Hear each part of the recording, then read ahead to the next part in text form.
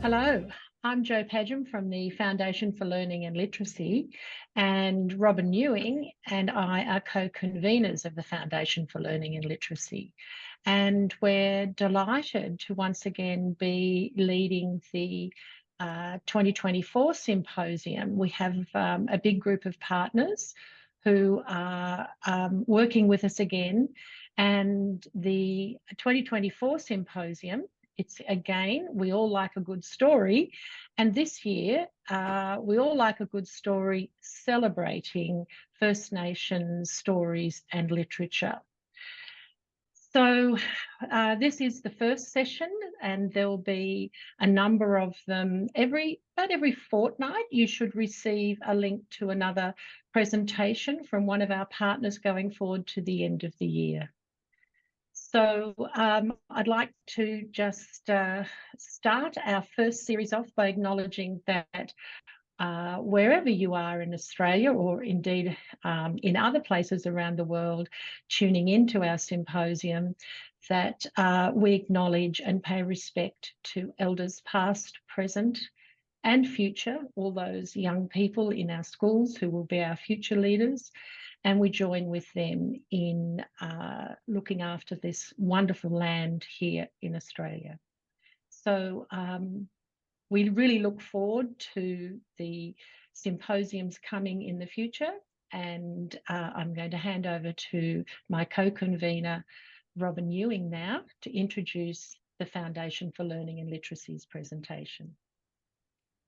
Thank you, Jo. And I'd like to add my welcome too. And also to say that story and the arts are at the centre of First Nations cultures all over the world. And it's so fitting that we're going to be celebrating First Nations stories and literature this year. And our first presenter in this series is Neville Williams Boney. I met Neville a few years ago at Sydney Theatre Company when we were working together on the school drama program. And I was blown away by the way Neville works. He's a very talented Wiradjuri man who has skills in dance, in drama, in filmmaking, in management, event organising, script writing, acting, all sorts of things. So we're very privileged to have Neville talk with us today around the incredible freedom machines. So thank you, Neville. And in a minute, I'm going to ask Neville something about why he chose the incredible freedom machines, but we just wanted also to acknowledge the wonderful creators of the incredible freedom machines, Kirli, Saunders and Matt Ottley, both really talented, wonderful Australian artists. Both of them have been acknowledged with multiple awards. And Neville, I think it was an incredible choice. Just wondering if maybe you'd like to start by sharing a little bit about why you chose to talk about it today. Yeah, of course. But first, just so everyone knows, I'm Neville Williams Boney. I'm a proud Wiradjuri Wailwan man from a town called Wagga. And I've been lucky enough to work with Sydney Theatre Company and other amazing artists during my time and help impart help to give knowledge of what I know out to everyone. And choosing a book to kind of help talk about is actually very hard. There's so many great books out there, but I settled on The Incredible Freedom Machines because one of my first times as a teaching artist with STC, under your guidance, The Incredible Freedom Machines was one of my first books that I got to be able to teach. And that's when I fell in love with this book. And it's written by Kirli Saunders, who's amazing First Nations poet and just writer and just all-time amazing woman. She's just so incredible. And so I kind of wanted to pay my my respects to her as well, because she has such amazing, great collection of books. But this book, I chose this book because I love where things go and you don't know where it's going. Because when I read this book, I was like, oh, cool, it's about machines. And at the end, it's like, hang on, it's so not about machines. And and it helps change your perspective on country. It helped change perspective on how it also, in my head anyway, it kind of helps how First Nations culture can influence technology and where things could go in the future. And if we just listen, and I think, Sis here, she creates that really well in the Freedom Machines. Also, another great thing about this book is that it doesn't really forces readers to kind of focus on Aboriginal lived experience, which is great sometimes, but in this context, I think it's really great how it embeds First Nations knowledge and culture into modern technology and what that could look like for the future, and how we can reconcile. First of all, if I open the page, what really struck me was this page, with no words, and it was like a diagram of how to grow a vehicle or a machine. And what I also love about First Nation culture all over the world and how we work is the fact that it's very cross-curriculum based. So this, you can tap into science, you can have labeling, even though that's part of science, about labeling what parts are and how things work. That's part of science. And then this is just in a creative way on how we could use science in a creative way. Like, it may not mean anything, like, but to label certain parts, labeling is a huge part of science, especially when you're starting to learn now, especially. I did this with 3-4, and they did amazingly with kind of thinking of different ways a machine could grow. Like, they think of a growing machine. They were like planting seeds. They were like putting 2 separate seeds together to make something, so fusion. They were talking about like, there's actually a tree that just grows and had these fruits that you actually take off and you can jump inside the fruits. And talk about planting like cogs and everything like that as well. And not just like seeds, but also like cogs, which is really interesting. And yeah, it's really cool to have that mixture between technology and nature, that kind of debate as well, mate. Well, not debate, more of a talking point. So that's why I drew to this book, because it's just very grown in nature, and I love nature. And so as when we look through the images, they're all nature based, as like almost kind of a bit like Da Vinci when he first created machines. And so then you can also look at first flying machines and how they looked and why, and have a discussion of why it worked like birds, look more like birds than it does to like a modern airplane. But then we also had this conversation with some students about how airplanes work and aerodynamics. And I got to talk about boomerangs in that lesson, and how that was aerodynamic and how it lifts up, and that science behind that, which is really cool. And that's how helicopters work. And then talking about the flight patterns of how a plane will go up and then it will turn and go back the other way. When you pay attention next time you go on a plane, you notice the plane goes up and then it turns. And that's how birds fly. They fly up and they will turn back around. And boomerangs work in the opposite way. And so that's how we hunt. And so using that kind of knowledge for me to teach, to impart to just children any person really, is kind of amazing. And just to show that Aboriginal science is a big, like, it's still valid and it still works for tens of thousands of years. Like, tens of thousands of years, a boomerang that uses science about helicopters works. And I think that's pretty incredible. And and then not only are you looking at machines, like I said, in nature, but you're also looking at, like, for example, this page is like an ant or a spider. And then the students got to really look at how animals really move. And you can also utilize that through movement and dance. So you can make a whole scene, whether it's just movement, but how that would move, how looking really particular about an animal. And you can really study how an animal moves. And it's really interesting with some of the movements some of the children has created. And it makes it really just really interesting rather than them thinking like, oh, this is how it would work. But no, they're actually really embodying that spirit, which takes a lot of practice. And so, Neville, just tell us a little bit more about working with those children and you're getting them to be inspired by the book to do those movements. I think teachers listening in will find that really helpful about how you got the students into thinking about movement. Yeah, well, coming from a dance background, I think it was really easy for me and really my strong point. So when I get put into a nervous situation, I really cling to my strong point. But for those people who are not confident with movement-based work, I would say, first of all, the hardest thing to do in dance is to not move at all.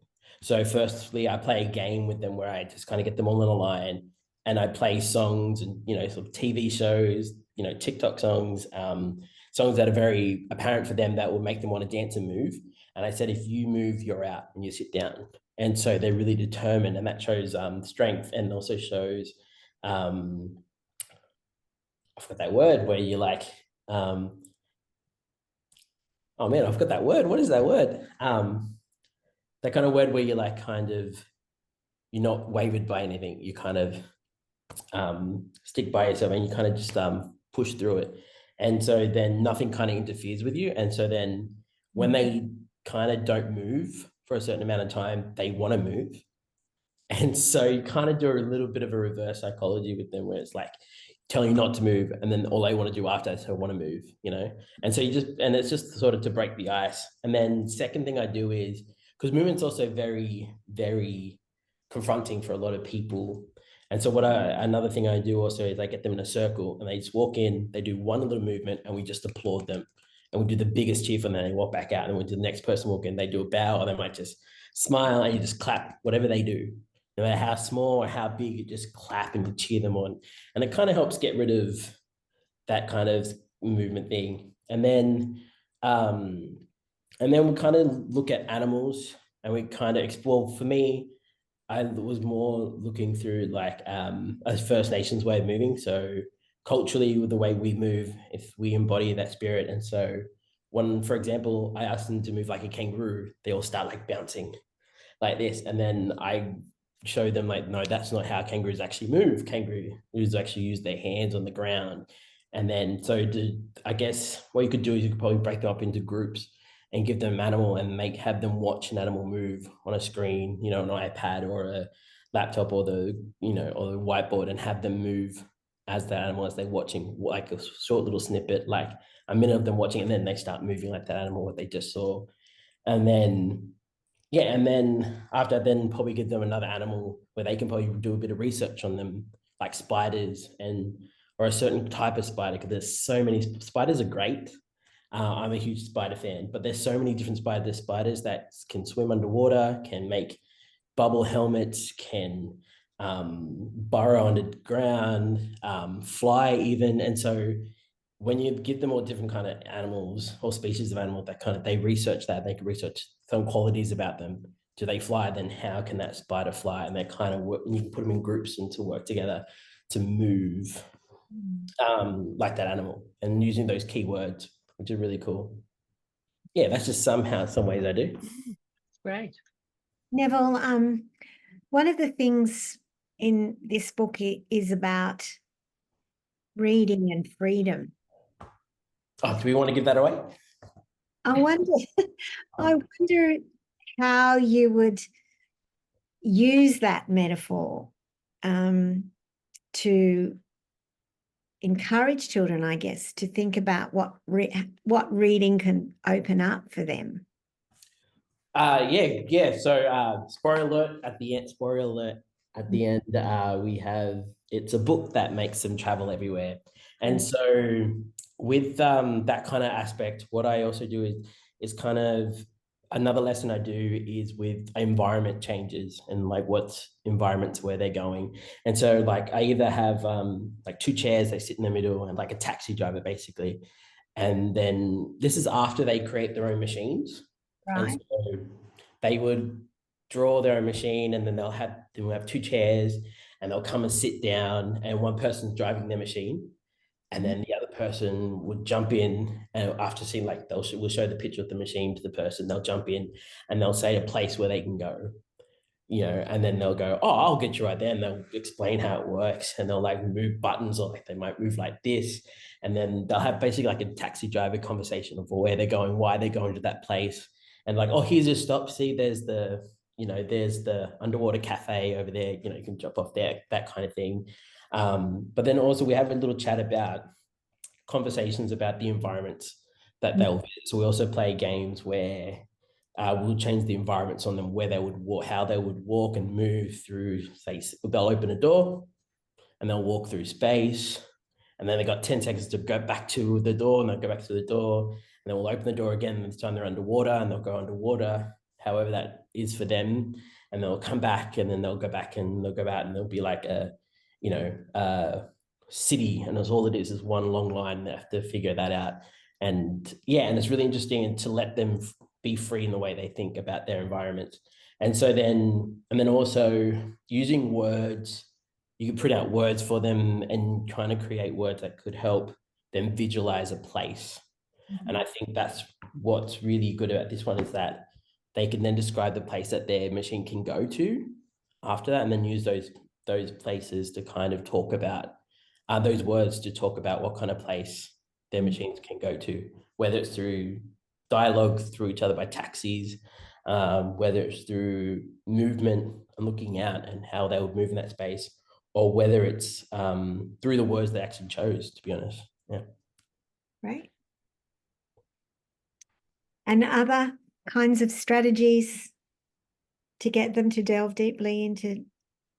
I would say drawing is a big thing. I mean, I do a lot. I do a lot of movement, and I do a lot of text-based as well, but I also really include a lot of pictures and drawing. I feel like their children's imaginations of drawing helps you, as a teacher, I would say, kind of get into their mind quicker and more clearer than any kind of movement or any kind of speech, because then it's like you're seeing what they're seeing. And I think then if you get them to draw their page and stuff, and then write a couple of words rather than sentences, just like words of how they feel while they're drawing it, or how they felt being in there, if they picture themselves in there, then you can kind of work on those words in the other classes. So if that was like your first instance to get them to draw their place, their imaginary place they want to go to, or their safe place, and then having their words written about that, then make a machine how they will get to that place through their machine, and then you can go into inviting other people to their safe place or to their brave space. I kind of steer away from the safe spaces. I kind of go into brave spaces, which I learned at STC, because brave spaces allow them to be brave enough to do stuff and say stuff, but then also be brave enough to keep it if they want to. And so where safe space, it's like, sometimes you might say something that might make someone else sad, and that's not really safe for anyone, really. So I say brave space, where you can brave enough to take whatever's been said and brave enough to say what you need to be said. So I think, that as a first instance, getting them to draw, it's brilliant. Wonderful. Well, I think sadly we'll have to draw this discussion to a close, but it's been really insightful, Neville, to hear the kind of approach that you take, and the way that you're embedding Indigenous knowledge and understanding across the curriculum, which, as we all know, interdisciplinary work is so important because we don't think in silos.